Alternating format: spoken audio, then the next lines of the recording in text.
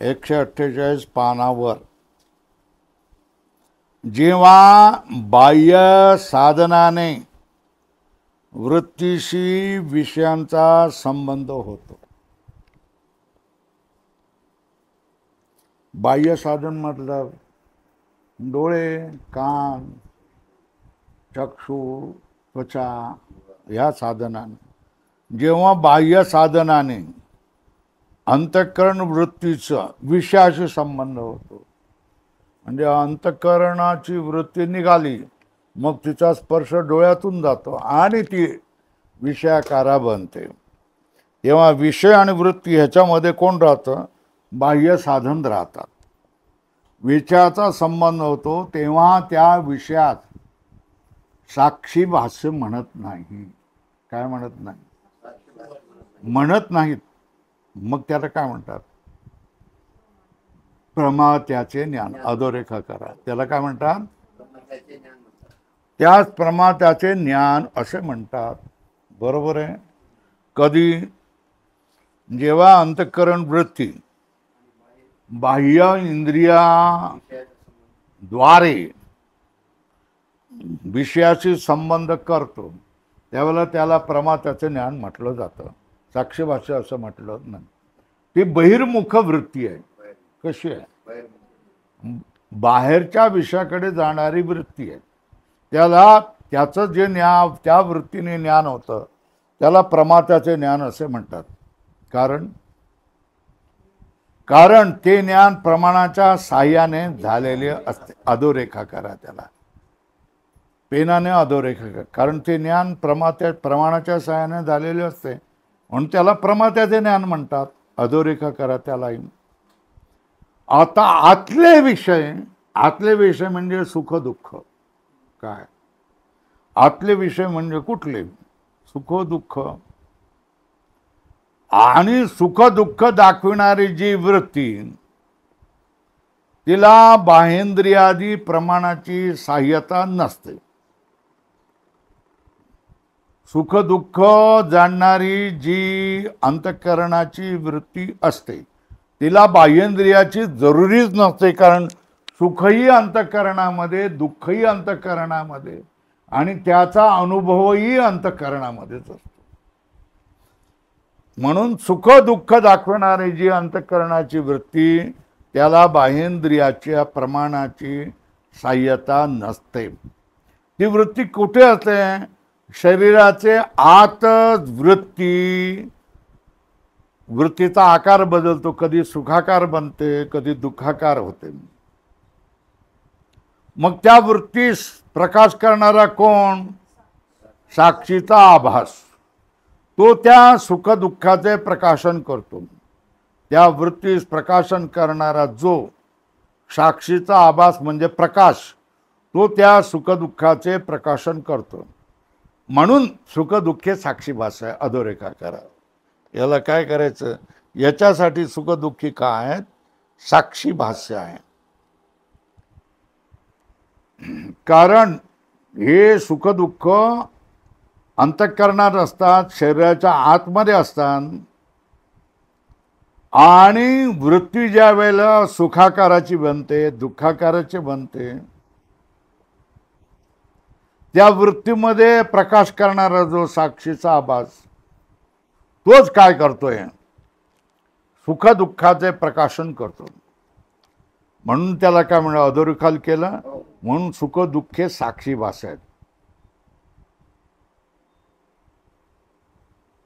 पण बाह्य घटाधिकाशी अंतःकरण वृत्तीचा संबंध नेत्रादी इंद्रियद्वारा होतो म्हणून ते घटादी विषय साक्षी भाष्य नाहीत. अधोरेखा करा.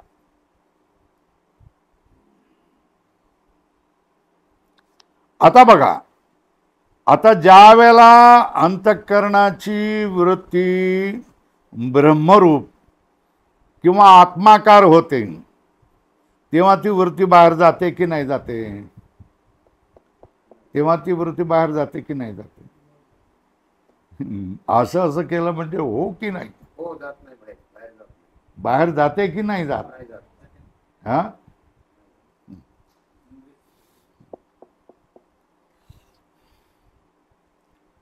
त्याप्रमाणे अंतःकरण वृत्ती जेव्हा ब्रह्मरूप किंवा आत्माकार होते, ब्रह्म आणि आत्मा बाहेर असतो की आत असतो, मग ती वृत्ती बाहेर जाते की आत जाते, आतच असते ना. तेव्हा ती वृत्ती बाहेर न जाता अंतरीच ब्रह्माशी संबंध पावते. का म्हणून ब्रह्मज्ञानादी हे सुख दुःख ज्ञानाप्रमाणे प्रत्यक्ष आहे. सुखाचं ज्ञान दुःखाचं ज्ञान हे जसं प्रत्यक्ष आहे, तसंच ब्रह्म किंवा आत्म हे ज्ञान हे देखील प्रत्यक्ष आहे. हे प्रत्यक्ष आहे, पण ते साक्षी भाष्य नाही. काय सांगतात? लिहा. सुख दुःख ज्ञानाप्रमाणे ते प्रत्यक्ष आहे, पण साक्षी भाष्य नाही.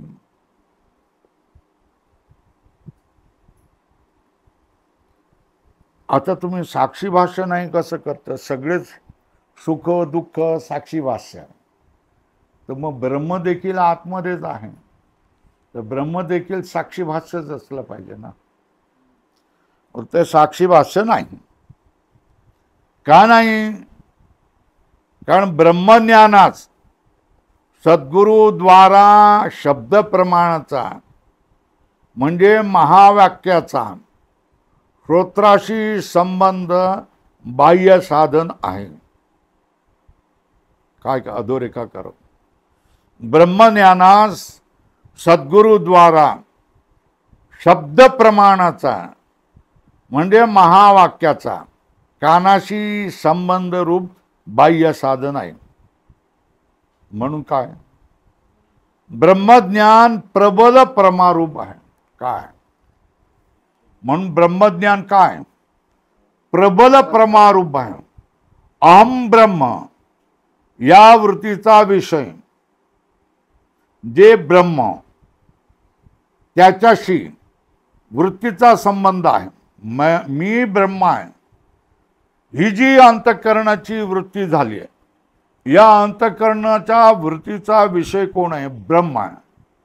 त्या जे ब्रह्म त्याच्याशी अंतःकरणाच्या वृत्तीचा संबंध आहे, म्हणून ब्रह्माचे ज्ञान प्रत्यक्ष आहे. अधोरेखा करा. काय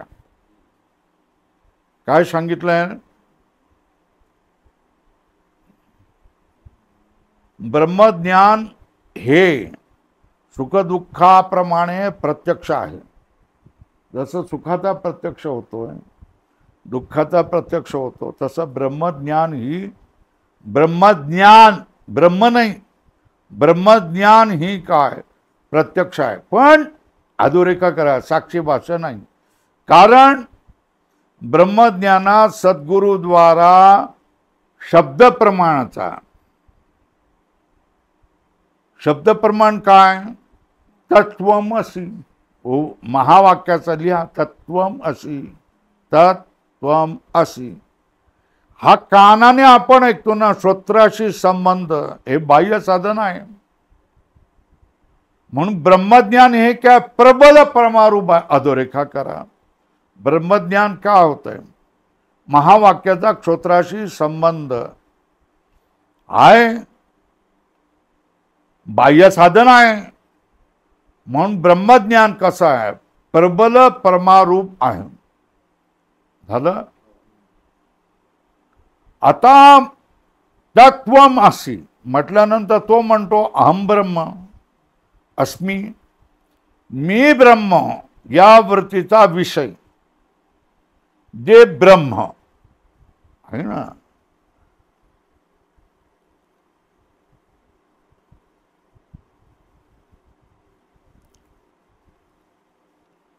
जे ब्रह्म आहे त्याच्याशी वृत्तीचा संबंध आहे. म्हणून ब्रह्माचे ज्ञान, ब्रह्म नाही, ब्रह्माचे ज्ञान प्रत्यक्ष आहे. अधोरेखा करा. कारण ब्रह्म अहम ब्रह्म या वृत्तीचा विषय जे ब्रह्म आहे त्याच्याशी वृत्तीचा संबंध आहे. म्हणून ब्रह्माचे ज्ञान हे काय? प्रत्यक्ष आहे. जेव्हा धूम पाहून अग्नीचे ज्ञान होते, तेव्हा धुमाचे ज्ञान कसं असतं? प्रत्यक्ष. आणि अग्नीचे ज्ञान अनुमानाने परोक्ष असतं. धूम दिसत असतो पण अनुमानाने आपण अग्नीला जाणत असतो, पण तो अनुमानाने जाणत असतो पण प्रत्यक्ष नसतं. ते काय धुमाचं ज्ञान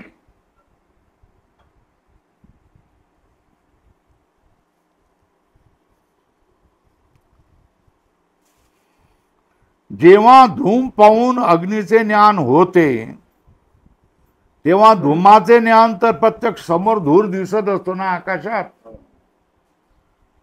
पण तिथे अग्नी तुम्हाला दिसत असतो का? नाही. तर अग्नीचे ज्ञान अनुमानाने होते. धूर आहे तर अग्नी आहे, हे ज्ञान कशाने होते? अनुमानाने होते. पण ते ज्ञान त्या ठिकाणी जो अग्नी आहे हा प्रत्यक्ष नाही. कसा आहे? तेव्हा धुमाचं ज्ञान काय? प्रत्यक्ष आहे. अग्नीचं ज्ञान प्रत्यक्ष नाही, ते अनुमानाने होतं. मग कर बोला अधोरेखा करा, परोक्ष आहे. कारण नेत्राच्या द्वारा वृत्तीचा कोणाशी संबंध आहे? धुमाशी संबंध आहे. म्हणून धुमाचे ज्ञान प्रत्यक्ष. अधोरेखा करा. आणि अनुमान प्रमाणाने अंतःकरणाची वृत्ती शरीराच्या आतच अग्नीच्या आकारास ग्रहण करते, पण वृत्तीचा अग्नीशी संबंध नाही. लक्षात येतंय का? अनुमान प्रमाणाने अंतःकरणाची वृत्ती, अधोरेखा करा. अनुमान प्रमाणाने अंतःकरणाची वृत्ती, अंतःकरणाची वृत्ती का होते? शरीराच्या आतमध्येच राहते आणि अग्नीच्या आकाराला ग्रहण करते. अग्नीच्या आकाराला ग्रहण करते, पण वृत्तीचा अग्नीशी काहीही संबंध नसतो. वृत्तीचा अग्नीशी संबंध नसतो. म्हणून अग्नीचे ज्ञान प्रत्यक्ष नाही. काय म्हणून काय? अग्नीचे ज्ञान प्रत्यक्ष नाही. मग कसं आहे? अधोरेखा करा. धूम अपरोक्ष आहे पण वन्ही परोक्ष आहे. या अंतःकरणामध्ये आपलं त्याचं ज्ञान झालेलं आहे, पण अग्नीशी साक्षात वृत्तीचा संबंध नाही, म्हणून ते परोक्ष आहे. ज्याचा साक्षात अंतःकरण वृत्तीशी संबंध नाही त्याला परोक्ष म्हणतात, आणि ज्याचा साक्षात अंतःकरण वृत्तीशी संबंध आहे त्याला काय म्हणायचं?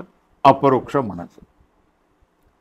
या रीतीने जेव्हा वृत्तीचा विषयाशी संबंध होतो, अधोरेखा करा, जेव्हा वृत्तीचा विषयाशी संबंध होतो तेव्हाच प्रत्यक्ष ज्ञान होते. दोन रेखा काढा आणि लक्षात ठेवा.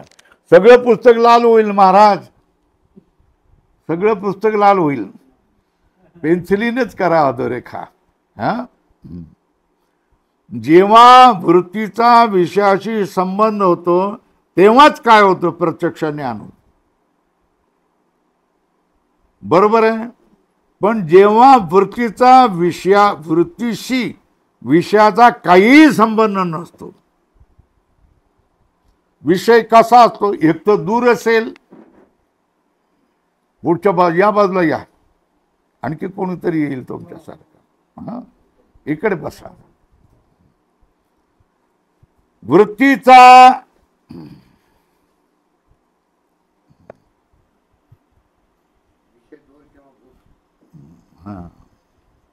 जेव्हा वृत्तीशी विषयाचा संबंध नसतो, बरोबर आहे. का संबंध नसतो?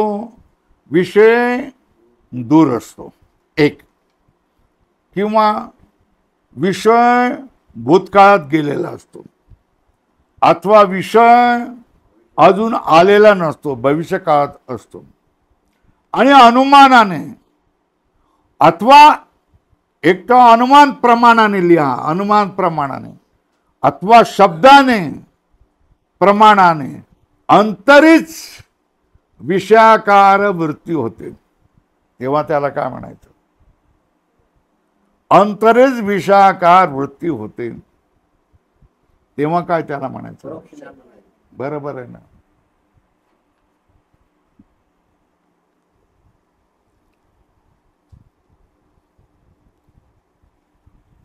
समोर तुम्ही तुमचा मुलगा आहे ना, सफेद कोट घालून आणि गळ्यामध्ये स्टेथोस्कोप घालून कुठल्या तरी रोग्याला तपासतोय असं पाहिलं तर तुम्हाला काय, त्या तुमच्या डॉक्टर रूप मुलाचा काय झाला, प्रत्यक्ष झाला. बरोबर आहे ना? बरं, हा मुलगा आता तुमच्या समोर नाही. बरोबर आहे ना? भविष्यकाळात होणार आहे. कधी होणार आहे? भूतकाळात नाही. आता शिकतोय, MBBSला ऍडमिशन घेतली आहे, पण तरी पण तुम्ही मनामध्ये त्याचं रूपडं पाहता की नाही? कसं? सफेद कोट घातलाय, गळ्यात स्टेथोस्कोप आहे आणि डॉक्टरला काय करताय, मग रोग्याला तपासतोय. आता बघितलंय का तुम्ही? आता त्याने नुकती काय घेतले, ऍडमिशन घेतलेले. काय घेतलेले? ऍडमिशन घेतलेले आहे ना. डॉक्टर व्हायला अजून 5 वर्ष आहे, पण त्याच्या अगोदरच तुम्हाला काय झालं, तुम्ही त्या रूपामध्ये पाहिलं की नाही? सफेद कोटामध्ये स्टेथोस्कोप घातलेला, असं असं करून काय करतोय, तपासतोय. हे ज्ञान झालं की नाही? हे ज्ञान परोक्ष झालं. भूतकाळातलं ज्ञान झालं, हे पण परोक्ष झालं. भविष्यकाळातलं ज्ञान झालं, हे पण परोक्ष झालं. आणि दूर अमेरिकेमध्ये तपासतोय असं ज्ञान झालं. ते काय झालं? परोक्षच असतं. झालं, इथपर्यंत आलो.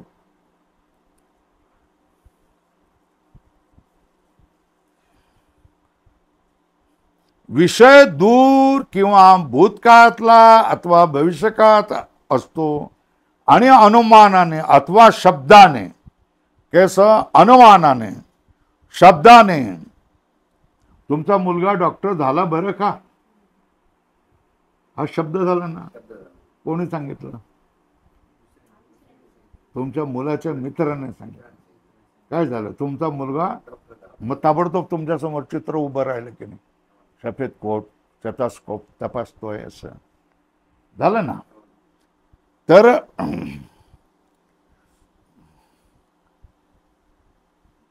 दूर भूत अथवा भविष्य असतो आणि अनुमानाने अथवा शब्दाने, अनुमानाने अथवा शब्दाने.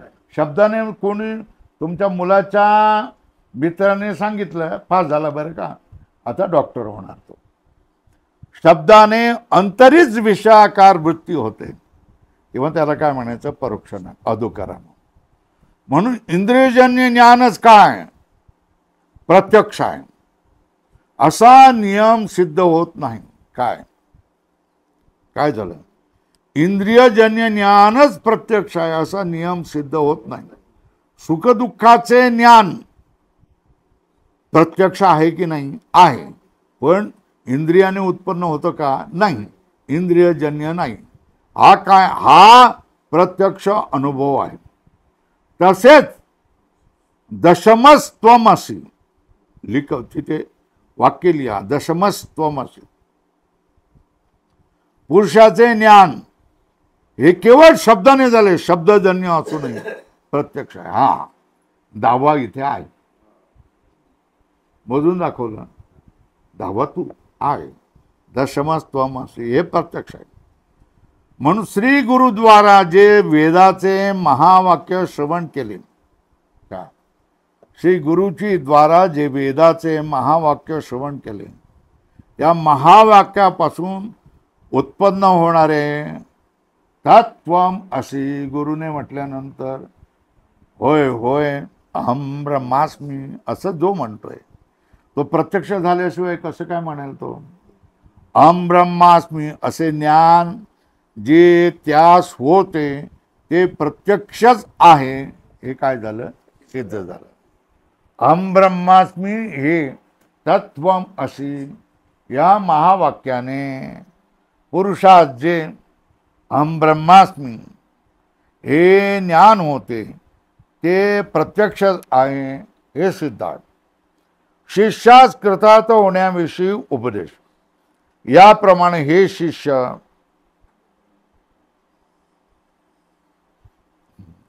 काय होणार? हे शिष्य तू निर्णय काय कर, मी ब्रह्मरूप आहे, अहम ब्रह्मास्मी, मी ब्रह्मरूप आहे असा प्रत्यक्ष निश्चय करून कृतार्थ होणार कधी? जर तुमच्या मनाची धारणा झाली, एवढं शिकूनही तुम्ही जर म्हणणार असाल की स्वामीजी मी स्त्री आहे, स्त्रीला किती त्रास होतो, किती भोगावं लागतं आणि दुःखी होणार असाल, तर मग तुम्ही काही शिकलात नाही, आहे ना? किंवा तुम्ही मराठा म्हणून किंवा तुम्ही वंजारी म्हणून तुम्ही काय मनात काय आणणार असाल आणि रागद्वेष होणार असतील, तर तुम्हाला ज्ञान झालंच नाही असं म्हटलं पाहिजे. व्यवहारात कोणी तुम्ही विचारलं तर तुम्ही तुमचं नाव हे आहे का, तर तुम्ही सांगाल हो हेच आहे. पण हे तुम्ही आहेत का? हो हे माझ्या शरीराचं नाव आहे. पण हे तुम्ही आहेत का? तिसऱ्या वेळेला विचारलं. तो म्हणाला हे मी नाही, मी ब्रह्म आहे. जर त्याने अगोदर साधू संतांची संगत केली असेल तर त्यानं झोपेतून उठवलं की तू कोण आहेस? मी ब्रह्म आहे असं म्हणणार. तुमचं नाम काय? भारतानंद. आता तुमचा कान करा बरं, हा घ्या का. आता खरं सांगा तुम्ही कोण आहे? त्यावेळेला तुम्ही काय सांगणार? माझी परीक्षा पाहतो, मी ब्रह्म आहे असंच सांगणार की नाही? व्यवहारामध्ये तुम्ही तुमचं नाव म्हणाल, पण कोणी शास्त्रीय दृष्टीने तुम्हाला विचारलं तर तुम्ही विसरत नाही. एकदा मी ब्रह्म आहे असं ज्ञान झाल्यानंतर तो माणूस आपलं ब्रह्मस्वरूप विसरत नाही. आणि विसरतो त्याला ज्ञान झालंच नाही, तो अधिकारीच माणूस. तो मला खडबडून जागं केलं की सांग बाई काय, कोण आहेत तुम्ही? मी ब्रह्म आहे. दुसरं कोणी आलं तर तुम्ही काय म्हणाल? जे तुमचं नाव आहे ते तुम्ही म्हणाल. पण स्वामीजी येऊन तुम्हाला उठवतायत, कोण आहेत तुम्ही? तर तुम्ही सांगणार परीक्षा घेतायत, मला ह्याने शिकवलंय मी ब्रह्म आहे म्हणून. तर तुम्ही काय म्हणाल? मी ब्रह्म आहे म्हणून असंच म्हणाल की ब्रह्म असण्याचा निश्चय तुम्ही दृढ केला पाहिजे. म्हणजे अजूनपर्यंत मी स्त्री आहे, मी देह आहे हा तुम्ही निश्चय केलेला होता ना, मग आता समजलं ना, उमजलं ना, मग आता वळवा ना. म्हणजे काय? स्वतःला म्हणा ना मी ब्रह्म आहे, मी ब्रह्म आहे, मी ब्रह्म आहे.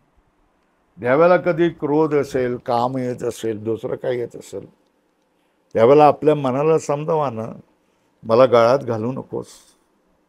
अरे मी ब्रह्म आहे, मला गळ्यात घालू नकोस. ताबा अहम ब्रह्मास्मी असे ज्ञान हे प्रत्यक्षच आहे हे सिद्ध झाले. शिष्यास कृतार्थ होण्याविषयी उपदेश केलेला आहे. काय? याप्रमाणे हे शिष्य तू मी ब्रह्मरूप आहे असा प्रत्यक्ष निश्चय करून कृतार्थ हो. काय? कृतार्थ होण्यासाठी तुम्हाला ज्ञान कसं? तुम्ही कृतार्थ होणं म्हणजे काय? कृतो अर्थ येणं, ज्याने आपलं प्रयोजन पूर्ण केलेलं आहे, ज्याने सगळं करायचं ते केलेलं आहे, त्याला काय म्हणाला? कृतार्थ किंवा कृतकृत्य असं म्हणतात. बघा आपण सगळेजण जन्माला आलेलो असतो, होय ना, पण आपलं हे सगळं जीवन आपल्याला ओझं झालेलं असतं. कसं ओझं का झालेलं असतं? कारण शरीराला अनंत दुःख, अनंत त्रास, अनंत कर्तव्य, अनंत गोष्टी सहन कराव्या लागतात. बरोबर आहे? आणि त्याला शास्त्रही सांगतं की आजचं नाही बाबा, अनादी काळापासूनच आहे. मग सांगते का हे थांबवता येईल का? नाही नाही, हे अनंत आहे बो, असंच चालत राहणार आहे. मग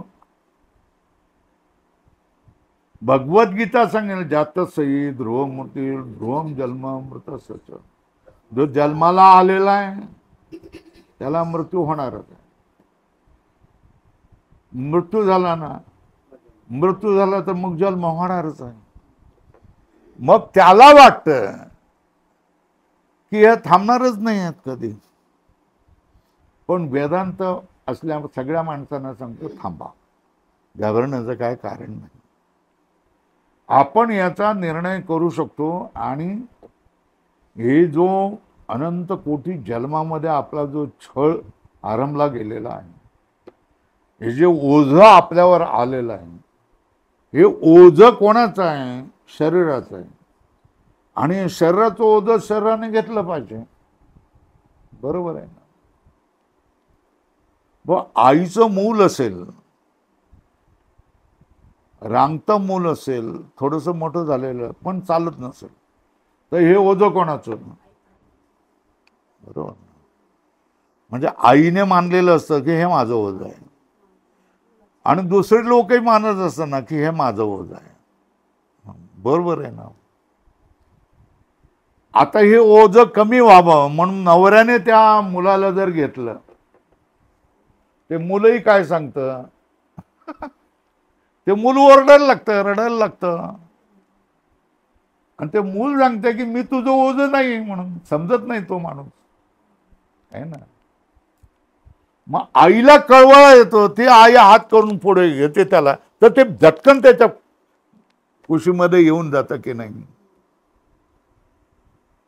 पण ज्या वेळेला तो हे ओझं कोणाचं मोठं होईपर्यंत आईच आहे, सगळे लोकही जाणतात आईचंच आहे.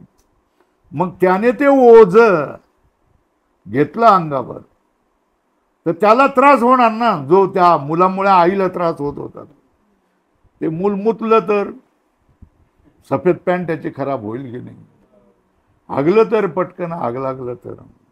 आता डायपर बेपर लावतात, सगळं हुशार हुशार झालेले आहेत सगळे, आहे ना. पण जो आईला त्रास, हे सगळं आई त्रास सहन करते की नाही? सहन करते. पण तो त्रास कोणाला होणार? याला होणार, कारण तिचं ओझं याने आपलं म्हणून घेतलेलं आहे. अनंत कोटी जन्मामध्ये ही ओझी जरी देहाची असली तरी ती आपण आपल्यावर ओढवलेली आहे, ओढवून घेतलेली. हे माझं ओझ आहे. जन्म कोणाचा? माझा. मरण कोणाचं? माझं, आहे ना. बाकीचा त्रास कोणाचा? माझा. भवसागर कोणाचा? माझा. शास्त्रही तसंच सांगत असतं. पण वेदांत हा तुम्हाला काय करतो? या सगळ्या गोष्टीतून मुक्त करत असतो. हे ओझं ज्याचं आहे त्याच्याकडे देऊन दे, सांग की हे माझं ओझं नाही, तुझं ओझं आहे, हे तुलाच घेतलं पाहिजे. म्हणजे काय सांगायचं? माझा देहाशी संबंध नाही. काय सांगावं लागेल? माझा देहाशी संबंध नाही, देहा हे तुझं ओझं आहे, हे तूच घेतलं पाहिजे. जन्म तुझा होतो, मरण तुझा होतो, जन्माला तू येतोस आणि भस्मसात तूही होतोस. मी तुझ्यापेक्षा वेगळा आहे. माझा जन्म होत नाही आणि मी मरत नाही, माझं भस्म होत नाही, मी नित्य आहे. हे तुम्ही जर त्या शरीराला समजावून सांगितलं की बा तुझं ओझं तू घे, मग त्याच क्षणी तुम्ही स्त्री राहत नाही, पुरुष राहत नाही, नपुसक राहत नाही, तुम्हाला जन्म नसतं, तुम्हाला मरण नसतं, तुम्हाला भवसागर नसतो. या सगळ्या कथा भाकड कथा झालेल्या असतात. आणि त्यावेळेला तुम्हाला समजून येतं, अरे रे, मी नित्य असताना मुक्त होता परी बळे झाला बद्ध, घेऊन या छंद माझे माझे. दया करता तुकाराम महाराज, अरे हा मुक्त होता, पण बळात काय केला? हे माझं आहे, हे माझं आहे, हे माझं आहे, माझं आहे. हे ओझ जन्म माझं होतं, मरण माझं होतं. मग ही ओझ विनाकारण कशाला तू घेतलेली आहेस? घेऊ नकोस. तर ही ओझी तुम्ही टाकून दिलीत की तुम्हाला काय नाचून या गेली खंती, सहज सुटी भोगाची, मरणा हाती सुटली काया, है ना. या सगळ्या गोष्टी तुम्हाला येतात, तुम्ही कृतार्थ होतात, तुम्ही ढेकर देतात, वा आज कसं झालं, बरं झालं, सगळी संकट गेली, सगळा त्रास गेला, सगळा. तुका म्हणे आम्ही झालो अग्निरूप, आम्ही अग्निरूप होऊन गेलोय म्हणजे काय, निर्मळ शुद्ध झालेले आहेत, आमच्याकडे काही दोष राहिलेले नाही. तेव्हा त्याप्रमाणे शिष्य तू मी ब्रह्मरूप आहे असा प्रत्यक्ष निश्चय करून कृतार्थ हो. असा उपदेश ऐकून तत्वदृष्टीने विचार करून उत्पन्न झालेल्या ब्रह्म अपरोक्ष बोधाने कृतार्थता प्राप्त झाल्याचा अनुभव श्री गुरूंना निवेदन करून त्याचे चरणावर काय ठेवलं, डोकं ठेवलं, मस्तक ठेवलं, इथे संपलं. ज्यावेळेला तुम्ही भक्ती केलीत, तुम्ही देवाची आराधना केलीत, देवाची साधना केलीत, अनुष्ठान केलं, त्या सगळ्याची परिणती तुम्हाला ज्ञानामध्ये झालीच पाहिजे. तुम्ही गुरु केलाच पाहिजे. आणि तो गुरु ऐरा गैरा चमत्कारी नव्हे की असं केलं तर असं होईल, दाराजवळ असं ठेवलं तर तसं होईल, पूर्वेला काय ठेवलं असं केलं तर तसं होईल, त्या बाजूला तुम्ही तिकडे केला का तसं होईल, चूल इकडे करा आणि ते तिकडे करा, तोंड इकडे करा, हे असले जे काय सांगणारे आहेत हे तुम्हाला संसारामध्ये रमवणारे असतात. आपणाला हा माणूस संसारातून बाहेर काढेल की नाही काढेल हे तुम्ही लक्षात घ्यावा.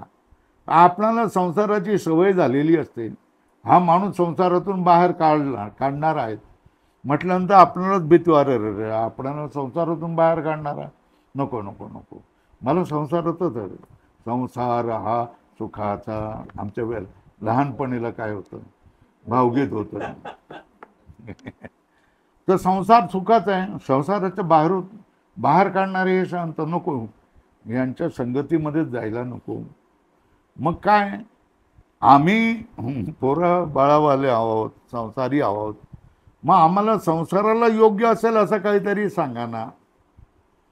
असं लोक बोलतात, सांगतात, हे काय तुम्ही सगळं सांगितलेत, आम्ही संसारी आहोत, मुलं बाळावाल, आमच्या योग्यतेचं असं काहीतरी सांगा ना. अरे तुम्ही संसारी असलात, तुम्हाला नकळत असताना तुम्ही संसारी झालात हे ना, तरी पण जे काय तुम्ही स्वतः आहेत तेच तुम्हाला सांगावं लागेल ना. संसारी माणसाला संसारात ठेवणारा संतच नसतो.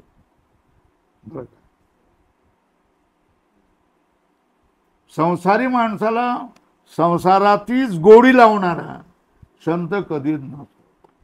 संत तोच ज्याच्याविषयी संसाराविषयी वैराग्य प्राप्त करून देईल, संसारापासून बाहेर काढेल आणि भगवंताच्या चरणाला लावेल, तोच संत. असं नाही तुम्ही निश्चय करावाच लागतो. फलकट तो संसार येथे सार एक भगवंत, हा निश्चय करावाच लागतो. हा निश्चय संत करत असतो. आणि त्याच्यामध्ये जर वेदांती असेल तर तुम्हाला पूर्णपणे संसारापासून वैराग्य प्राप्त झालं. गेलं होऊ देत, आता आपण काय करायचं, तटस्थ राहायचं, भांडत राहायचं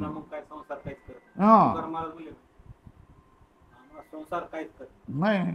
आता आपण भांडत बसायचं नाही, खेद करत बसायचं नाही. आता त्यांचाच आहे, त्यांना आवडतोय संसार, करू देत त्यांना संसार. आपल्याला समजलं ना, आपल्याला संसाराचे चटके लागले ना, संसार आपण समजून घेतला ना, मग आता काय करायचं, जाऊन देत, सोडून द्या, काही विचार करायचा नाही. पण विचार करायचा नाही म्हणून असं होत नाही. आयुष्य उरलेलं असतं है ना, आयुष्य उरलेलं असतं. मग त्यावेळेला काय करायचं, त्यावेळेला जे जमत असेल ते करावं. म्हणजे काय, ज्ञानेश्वरी असेल तर ज्ञानेश्वरीच्या पारायण करावं, 100 ओव्या पारायण करा. पूजा करायची असेल तर मग पूजा करावी. भजन येत असेल तर भजन म्हणत जावी स्वतःच्या स्वतः. काकडा पाठ केलेला असेल तर सकाळी काकडा म्हणायला, नवरा बायको दोघा जण, चला आपण काकडा म्हणूया, तू पहिली चरण म्हण, मी दुसरा चरण म्हणते.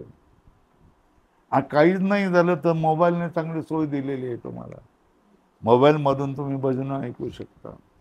मोबाईलमधून चांगले कीर्तनं ऐकू शकतात, पण मोबाईलमधून कीर्तनं ऐकल्यानंतर तुमचा बऱ्याच वेळेला 80% तुमचा विरस होऊन जाईल जर फडाल तुम्ही. कारण अशा तऱ्हेने कीर्तन करतात की त्याचा काहीच उपयोग नसतो तुम्हाला. नुसतं वेळ घालवत असतात घड्याकडे बघत बघत बघत, त्याचा तुम्हाला काहीच उपयोग होत नाही. त्याच्यामुळे मग आपणाला वाटतं उगाच आपण वेळ घालवला म्हणून. हा, पण चांगलं कीर्तन असलं, भक्ती सांगणारं किंवा असं अधिकारी माणसाने केलेलं, तर त्याच्यातल्या बऱ्याच गोष्टी आपल्याला कळतात. कीर्तन ऐकल्याबद्दल बरं वाटतं. तेव्हा या गोष्टी आता आपल्याला काही कर्तव्य नाही. सुनेने सांगितलं जर राहिलं करलं सांभाळा, ठीक आहे. फारच त्रास देते बाहेर फिरून आणायचं, मंदिरात जाऊन जरा बसा, मी एवढं काम करते तेवढं करायचं. निवडून द्या, धुवून द्या, जरा वेचून द्या, करायचं तेवढं. जास्त किटकिट करत राहायची नाही, सांगत राहायचं नाही. तिने मदतीला बोलवलं तर मदतीला जायचं, तिला सांगायचं तुला ज्या वेळेला मदत हवी असेल त्यावेळेला हाक मार, आणि ज्या वेळेला तू हाक मारणार नाही तर तुला काही मदतीची गरज नाही असं मी समजलं, मग मी माझ्या चिंतनामध्ये राहणार म्हणून सांगायचं. सासू जर चिंतनामध्ये राहत असेल आपल्याला तर कुठल्याही सुनेला काही त्रास नाही, ठीक आहे, आनंदात राहा. इथपर्यंत आलो बाबा. आता त्या आपण तुका म्हणे कृतकृत्य झालो, इच्छा केली ते पावलतो, धन्य आम्ही जन्मा आलो, दास विठोबाचे झालो, काम नाही झालो पायी रिकामा, पावल्या त्या करू चेष्टा, सुदृढ द्रष्टा बैसोनिया. असेच उद्गार तुमच्या मनामधून येणार ना, काय आणखी काय तुमच्या मनामध्ये येणार. तर हे झालंय. आता 4:15 वाजलेले आहेत, अजून थोडं पुढे जातो. चौथ्या तरंगाचे रहस्य आहे ना, खूपच लांब मोठं केलेलं आहे आणि जवळजवळ 6 ते 8 म्हणजे 2, 3, 4 दिवसाचं आहे. चौथ्या तरंगाचे रहस्य. पहिल्या व दुसऱ्या तरंगात अनुबंध चतुष्टयाबद्दल जो उहापोह केला आहे ना, पहिल्या आणि दुसऱ्या तरंगात काय केलंय, अनुबंध चतुष्टय म्हणजे अधिकारी, विषय, प्रयोजन आणि संबंध याचा उहापोह केला आहे. उहापोह केला म्हणजे चर्चा केली आहे. तो सामान्य वेदांत शास्त्र समजणाऱ्या व्यक्ती बरोबर म्हणून केलेला आहे. तो काय, सामान्य वेदांत शास्त्र समजणाऱ्या व्यक्तीच्या बरोबर म्हणून केलेला आहे. त्यातील पूर्वपक्ष करणारा कोण आहे, जिज्ञासू आहे. अशा कल्पनेने केलं ना, त्यातील पूर्वपक्ष हा जिज्ञासू आहे अशा कल्पनेने केलेला नाही. कोणत्याही शास्त्राचा विषय आणि फल याची सिद्धी झाल्या वाचून तत्फलकामी शास्त्र विचारात प्रवृत्त होणार नाही. कोणत्याही शास्त्राचा विचार आणि त्याची फल, विषय आणि त्या विषयाचं फळ सिद्धी झाल्या वाचून तो माणूस तो फळ इच्छिणार आहे ना, तो माणूस काय फलकामी आहे. त्याचा शास्त्र विचारात प्रवृत्त होणार नाही, तो शास्त्र विचारामध्ये प्रवृत्त होणार नाही. याकरता तसा विचार करणे अवश्य आहे. त्याप्रमाणे अधिकारी, नंतर दुसरा कोण, तिसरा आणि चौथा काय, या अनुबंध चतुष्टयाची सिद्धी झाल्यानंतर वेदाच्या आज्ञेप्रमाणे काय शास्त्र विचार करण्यास जिज्ञासूने काय केलं, क्षोत्रिय ब्रह्मनिष्ठ सद्गुरू शरण जावे लागते, अधोरेखा करावं. अनुबंध चतुष्टय जाणल्यानंतर गुरुचा शोध घेऊन त्याच्याकडे जायचं असतं. क्षोत्रिय ब्रह्मनिष्ठी सद्गुरू शरण जावे लागते. त्याची माहिती होण्याकरता सद्गुरू शिष्यभाव कसा असावा का, त्याची माहिती होण्याकरता सद्गुरू व शिष्यभाव हा संबंध कसा असावा, सद्गुरूजवळ अध्ययनाची पद्धत प्राचीन काली कशी होती व कशी असणे आवश्यक आहे, शिष्याने सद्गुरू सेवा कशी करावी, ईश्वर सेवेपेक्षा सद्गुरू सेवेत वैशिष्ट्य काय, या संबंधी सविस्तर माहिती कुठल्या तरंगात सांगितली आहे? तिसऱ्या तरंगात सांगितली. अधोरेखा करणं समजून घ्यायचं असेल तर समजून घ्या, लक्षात ठेवा, सांगितले आहे. या तरंगात मुख्य वेदांत शास्त्रात आरंभ करण्याकरता काय केलंय, राजा शुभसंतती व त्याचे 4 पुत्र यांची एक कल्पित कथा सांगितलेली आहे तिसऱ्या तरंगात. बरोबर आहे. हे झालं. प्रत्येक जीवाची प्रकृती स्वभावता बहिर्मुख असते, म्हणजे विषयासक्त असते. अधोरेखा करा, हे आपल्याला समजतं ना. प्रत्येक जीव कसा असतो? बहिर्मुखच असतो, स्वभावता विषयासक्त असतो. अनुकूल विषय प्राप्तीस मुख्यत्वे करून कशाची जरूर असते? द्रव्याची जरूर असते. याचा अनुभव सर्वांस आहे. वेदांत विचारापासून कसलं सुख मिळेल तुम्हाला? वैषयिक सुख मिळेल का? वेदांत विचारापासून वैषयिक सुख मिळेल का? वैषयिक सुख तर नाहीच आहे ना. काय विषयाचं सुख जर प्राप्त करायचं असेल तर वेदांताकडे येतातच कशाला? इथे तुम्हाला विषयाचं सुख काय केलेलं आहे मिळणार नाही हे गृहीत धरूनच याच्यामध्ये यायला पाहिजे. लौकिक सुख एवढं सगळं स्वामीजी जवळ 4-5 वर्ष बरोबर राहिला आणि तो म्हणत असेल की स्वामीजी माझ्या मुलाने मला धोका दिला, 10 लाख रुपये खोटी माझी सही करून काढून घेऊन गेला. माझ्या म्हातारपणासाठी मी ठेवलेलं होतं आणि मला अत्यंत दुःख झालेलं आहे. काहीतरी तुम्ही करा आणि त्या मुलाला समजावा आणि ते मला पैसे परत द्या. याने काय म्हणायचं याला? याने काहीच समजलेलं नाही.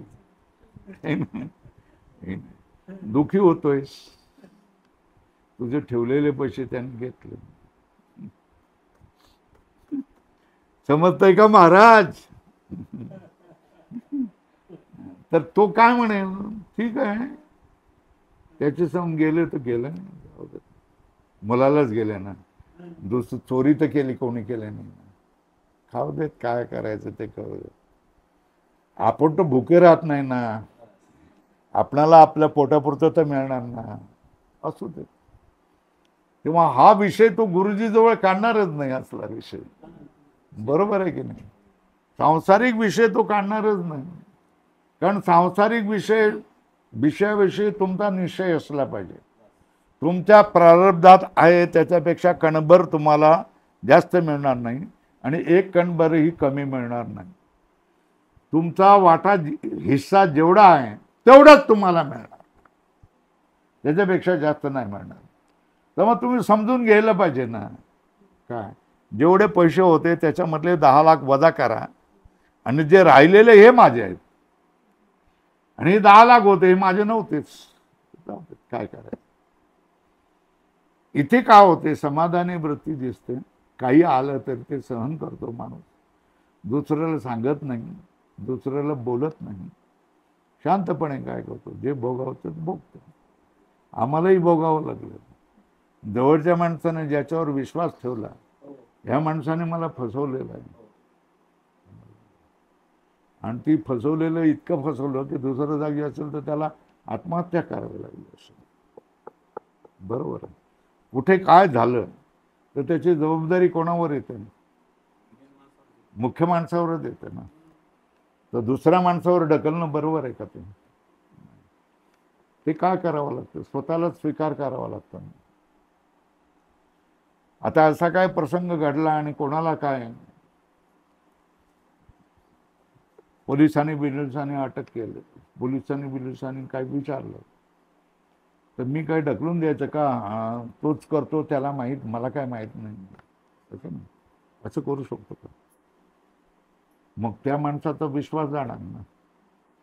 तर मला असंच सांगावं लागणार ना, काय सांगावं लागणार, मी मुख्य आहे, तुम्हाला काय दोषी धरायचा तो मला धरा, कुठे घेऊन जायचं असं तर मला घेऊन जावा, पण त्याचा काहीही संबंध नाही, असंच सांगावं लागणार. बरोबर आहे ना? काय सांगायचं ते सांगायचं काय गोष्ट काय की तुम्ही काय शिकलेला आहेत, तुम्ही कशा तऱ्हेने विचार करता, तुम्ही बोलता कसे, तुम्ही चालता कसे, व्यवहार कसे करता, तुम्ही दुसऱ्याला समजावता कसे, याच्यावरून तुमची प्रगल्भता दर्शनाला येते, निश्चय होतो की तुम्ही शिकलेला आहेत, वेदांती आहेत, चांगले आहेत, समजदार आहेत. हे तुम्हाला त्यावेळेला तुम्ही कसे बोलतात, कसे चालतात, कसे वागतात, काय करतात, सामान्यासारखे करतात का, सामान्यासारखे झगडतात का, सामान्यासारखे बोंबलतात का, सामान्यासारखे डोकं आपटून घेतात का, छाती पिटतात का, काय करतात, हे त्याच्यावरूनच. आता इथे सांगतात शुभसंपत्ती व त्याचे झालं ना, प्रत्येक जीवाची प्रकृती स्वभावता बहिर्मुख म्हणजे विषयासक्त असेल. अनुकूल विषयाप्राप्ती मुख्यत्वे करून द्रव्याची जरुरी असते. बरोबर आहे, याचा अनुभव सर्वांस आहे. वेदांत विचारापासून वैषयिक सुख पासून आपण फुटलो होतो. वैषयिक सुख तर नाहीच, परंतु प्रारब्धाने सहज प्राप्त असलेल्या अनुकूल विषयांचाही काय करावा लागतो, काय करावा लागतो, अनुकूल असलेले विषय, प्रारब्धाने मिळालेल्या विषयांना सुद्धा त्यागच करावा लागतो. बरोबर आहे ना? मग त्याचं काय करणार? असे असल्यामुळे या नीरस अशा समजल्या जाणाऱ्या वेदांत विषयाच्या ग्रंथात अंतःकरणपूर्वक सहसा कोणी प्रवृत्त होत नाही. अधोरेखा करा. कशाला प्रवृत्त होतील? त्यांना बाहेरच्या विषयाचं सुख पाहिजे. ते तुम्ही वेदांतावर कीर्तन केलं, कोणी ऐकायला तयार होत नाही. काय सांगितलं? लय काय काय सांगितलं. अरे पण काय सांगितलं? लय काय काय सांगितलं. पण तेच जर काय करेल त्या प्रकाश महाराज साठ्यासारख्यांचं,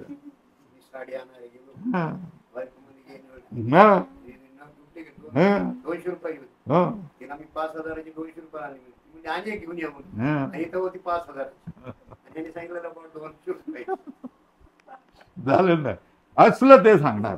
त्याच्यामध्ये हसवायचं समोरच्यानं, हसवलं की त्यानं बरं वाटतं. बरोबर आहे ना? बुद्धीला ताण नाही पाहिजे. इथे बसलं तर तुम्हाला काय होतील, बुद्धीला ताण होतील. मग जड विषय येतात, जड शब्द येतात, सूक्ष्म शब्द असतात, त्याच्यामध्ये आपल्याला काही कळत नाही, ते समजून घ्यायचं असतं, पुन्हा पुन्हा भोकायचं असतं. आणि आम्ही जे येतो तो ताण कमी करण्यासाठी येतो. थोडंसं हसवा ना तुम्ही. ते महाराज काय हसवतच नाही, यानं परत बोलवू नका. बरं, असंच होतं की नाही? त्या हसण्याने काय होतंय? अरे हसवण्यासाठी आणखी विषय नाही का? हास्य जत्रा नाही का? चला हवा येऊ द्या नाही का? नाही का? आहेत ना. मग ते पहा ना, कीर्तनकाराकडून तुम्ही कॉमेडीची अपेक्षा का करता? समजताय ना? तर लोकांना बाह्य विषयाची आसक्ती असते, आवड असते, आणि गंभीर विषयाची आवड नसते. म्हणून काय म्हटलंय, त्यामुळे असल्या या नीरस अशा समजल्या जाणाऱ्या वेदांत विचाराच्या ग्रंथात अंतःकरणपूर्वक सहसा कोणी प्रवृत्त होत नाही. बरोबर आहे? अधोरेखा केली का? हे असं आहे, काही व्यवहार चतुर पुरुष कुतूहल वृत्तीने वेदांत विषयावरील ग्रंथ पाहतात असं दिसून येते. शिकलेली माणसं, उशीर झाला डॉक्टर साहेब 1 तास असतं, काही काही घरात पाहुणे आलेले असतात, बरोबर आहे ना. त्यांना सरबराही केल्याशिवाय आपण घेऊ शकत नाही असतात आहे ना. तिकडची खुर्ची असेल तर बघा तिकडे घेऊन या. नाही असेल तर काही व्यवहार चतुर पुरुष कुतूहल वृत्तीने वेदांत विषयावरील ग्रंथ पाहतात असे दिसू. शिकलेली माणसं वगैरे काय करतात, पाहणारी आहेत, आवड असणारी माणसं आहेत, कुतूहलाने पाहतात येतात, पण त्यांना ते कळत नाही. स्वतः प्रयत्न करतात, कळणार नाही. आणि अशा दृष्टीने पाहणाऱ्या लोकांस ग्रंथकाराचे बुद्ध चातुर्य, विषयाची मांडणी, भाषेचे सौंदर्य, ग्रंथकाराच्या वाणीतील प्रसाद वगैरे गोष्टीचं कौतुकही वाटत असतं. किती गोष्टी, काय गोष्टी ते काय पाहत असतात. ग्रंथकार कशा चतुर आहे, विषयाची मांडणी कशी करतो, भाषा कशी सुंदर आहे, ग्रंथकाराच्या वाणीमध्ये प्रसाद कसा आहे, हे या गोष्टीचे कौतुकही वाटते. यापेक्षा जास्त गोष्टीचा त्याला फायदा होत नाही. अधोरेखा काय, तो काय म्हणतो, तो काय पाहतोय, हा चतुर कसा काय, याच्यामध्ये विद्वत्ता कशी आहे, बुद्धिमत्ता केवढी आहे, विषयाची मांडणी कशी केली, भाषा कशी सुंदर आहे, ग्रंथकाराच्या वाणीमध्ये प्रसाद कसा काय, एवढं जे पाहतो याचं कौतुक करते. यापेक्षा जास्त गोष्टीचा फायदा त्याला होतच नाही. अधोरेखा केली का, त्याचं विश्व जेवढं असतं, शिकलेलं असतं, तेवढंच पाहण्यामध्ये त्याची वृत्ती असते. जास्त पाहण्यामध्ये त्याची वृत्तीच नसते ना. काय, जास्त पाहण्यामध्ये त्याची वृत्तीच नसते. जास्त फायद्या करते त्याची प्रकृतीच नसते. मग होणार तरी कुठून. लाभ नाही, महालाभ. काय, महालाभ फुकाफुकी म्हटलंय ना. हा लाभ महालाभ आहे आणि फुकासाठी. जास्त फायदा करतात त्यांची प्रवृत्ती नसते. मग होणार तरी कोठून. पण ग्रंथ पाहणारे सर्वच अशा प्रकारचे असतात का, नाही, असे नाही. तुम्ही पण ग्रंथ पाहणारे सर्वच अशा प्रकारचे असतात असे नाही. मग काय, कसे असतात. काही उत्तम जिज्ञासू, नंतर काही अधिकार संपन्न होऊन ग्रंथाध्ययनामध्ये प्रवृत्त होत असल्याचेही दिसते. बरोबर आहे. त्रिगुणात्मक अविद्या कार्य जगतात एकाच विषयाच्या आवडीचे सर्व जीव असतील कसे. बरोबर आहे ना. काय, सर्व जग सत्व रज तम गुणात्मक आहे ना. ते त्याचं कार्य काय, अविद्या कार्य. अशा जगामध्ये सगळीच्या सगळी एक जात एकाच विषयाची आवड आहे असं दिसेल का. थोडं प्रत्येकाला ज्याच्या त्याच्या ह्याच्याप्रमाणे, सवडीप्रमाणे, वेळाप्रमाणे, कामाप्रमाणे, आवडीप्रमाणे वेगवेगळे विषय असतात. आवडीचे सर्व जीव असतील कसे. बघ, त्याचं दृष्टांत सांगतात. कोणाला व्यापार आवडतो, कोणाच नोकरी आवडते, कोणाच गाणं बजावणं आवडतं.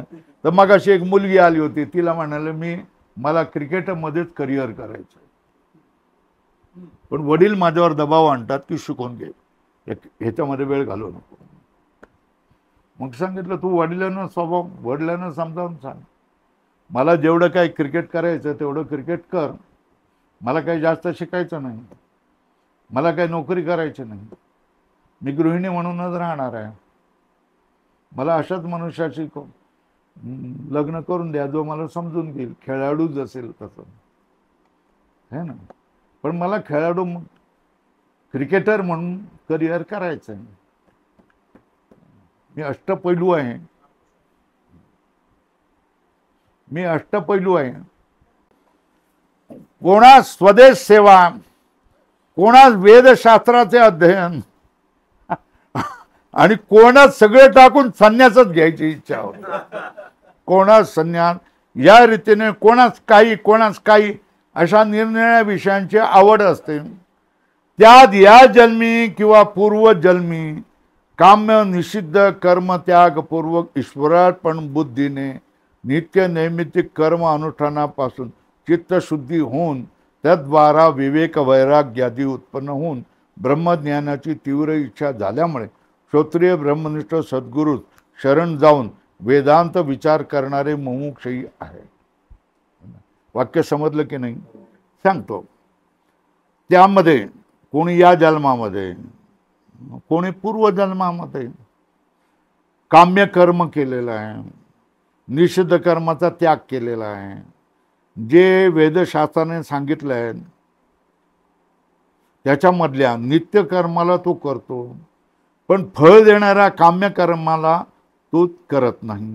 निषिद्ध कर्म आहे त्याला तो त्यागतो आणि पुन्हा जे नित्य कर्म करतो तो ईश्वराला अर्पण करतो. याचं फळ बाबा ईश्वरा तुझं आहे, मला नको. ईश्वरार्पण बुद्धीने काय करतो? नित्य कर्म करतो, नैमित्तिक कर्माचं अनुष्ठान करतो. याचं फळ काय होतं? त्याचं अंतःकरण शुद्ध होतं. चित्त शुद्धी होऊन तद्वारा त्याच्याद्वारा अंतःकरण शुद्ध झाल्यानंतर काय होतं? विवेकाचं स्फुरण होतं, अंतःकरणामध्ये वैराग्य उत्पन्न होतं. आणि मग काय होतंय? आता काय करायचं? ब्रह्मज्ञानाची तीव्र इच्छा झाल्यामुळे, काय झाल्यामुळे? उत्पन्न होऊन ब्रह्मज्ञानाची तीव्र इच्छा झाल्यामुळे काय होतं? क्षोत्रिय ब्रह्मनिष्ठ सद्गुरू शरण जाऊन मग त्याला काय तीव्र ब्रह्मज्ञानाची विवेक वैराग्य उत्पन्न झालं. त्याच्या पाठोपाठ ब्रह्मज्ञानाची तीव्र इच्छा होणार आहे. ब्रह्मज्ञानाची इच्छा झाल्यानंतर हे मला कोण शिकवेल, मला कोण सांगेल, कोण समजून? बाबा तुझी अच्छी इच्छा होतं तर जा तिकडे लाडेवाड गावला स्वामीजी आहेत, नाही ना, कोणतरी सांगतच. नाहीतर मग यूट्यूबवर बघतो, अरे हाय एक आहे, त्याच्याशी संपर्क करायला आला होता नेवाशावरून आता माणूस, तुम्ही यायच्यात. काही नाही स्वामीजी, तुम्हाला याच्यावर बघितलं, कशामध्ये, व्हिडिओमध्ये बघितलं, यूट्यूबवर बघितलं, पण प्रत्यक्ष मला भेटायची इच्छा झाली म्हणून आलो. 4 तास तिकडून करून इथे आला, तुम्ही यायच्यापूर्वी निघून गेला. तर ईश्वरार्पण बुद्धीने नित्यनैमित्तिक कर्म अनुष्ठानापासून चित्त शुद्ध होतं, त्वद्वारा विवेक होतो, वैराग्यदी उत्पन्न होते, ब्रह्मज्ञानाची तीव्र इच्छा होते, क्षोत्रिय ब्रह्मनिष्ठ सद्गुरूस शरण जाऊन वेदांत विचार करणारे मुमुक्षुपण आहे. काय ब्रह्मनिष्ठ सद्गुरू शरण जाऊन वेदांत विचार करणारे मुमुक्षु देखील आहेत. त्यांच्या अभ्यासाचा क्रम दाखविण्याकरता कल्पित गुरु शिष्याच्या रूपाने शास्त्र आरंभ केला आहे. त्याचा प्रकार या तरंगात स्पष्ट केला आहे. त्यातील विशेष चिंतनीय विषयाचा विचार करणे आवश्यक आहे. जो सद्गुरूच्या ठिकाणी जाऊन शिष्याने आत्मज्ञानाची जिज्ञासा केली तर ती प्रक्रिया कशी आहे ती सांगितली, पण त्याच्या ठळक गोष्टी मी आता तुम्हाला सांगतो, म्हणून हे रहस्य सांगताय.